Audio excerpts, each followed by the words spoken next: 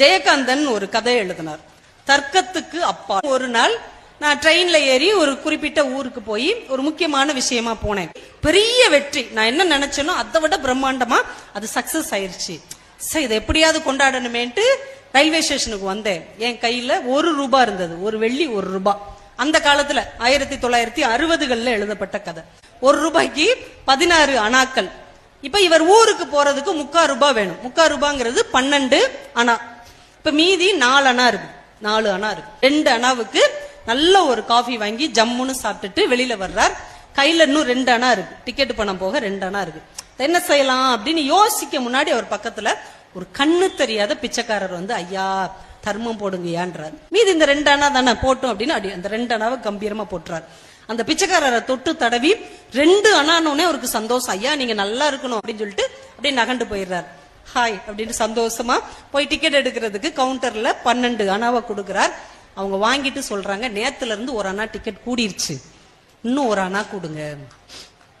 யோசிக்கிறாரு, இன்னும் 1 அணா கொடுங்கவா, என்னடா பண்றது, நம்ம தான் 2 அணா போட்டோம்ல, அவர்கிட்ட போய் கேட்போமா அப்படின்னு கொஞ்சம் 2 அடி வைக்கிறாரு.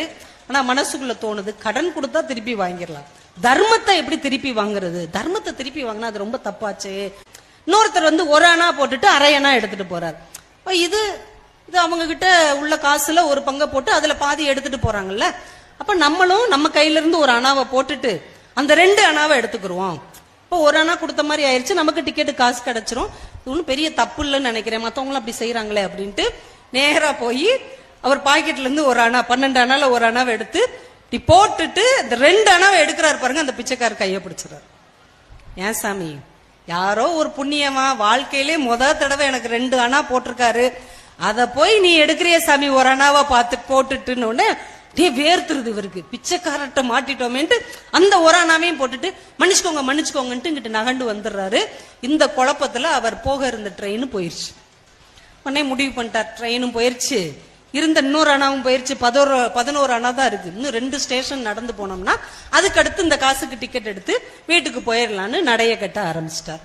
அப்புறம் பின் குறிப்பு சொல்றாரு, உங்களுக்கு ஞாபகம் இருக்குன்னு நினைக்கிறேன், 4-5 வருஷத்துக்கு முன்னாடி ஒரு ட்ரெயின் ஆக்சிடென்ட் ஆச்சு இல்லையா, அது நான் விட்ட ட்ரெயின், என்னைய விட்டுட்டு போன ட்ரெயின். அந்த ட்ரெயின்ல அந்த காசு கரெக்டா இருந்தா அவரு ட்ரெயின்ல போயிருப்பார்.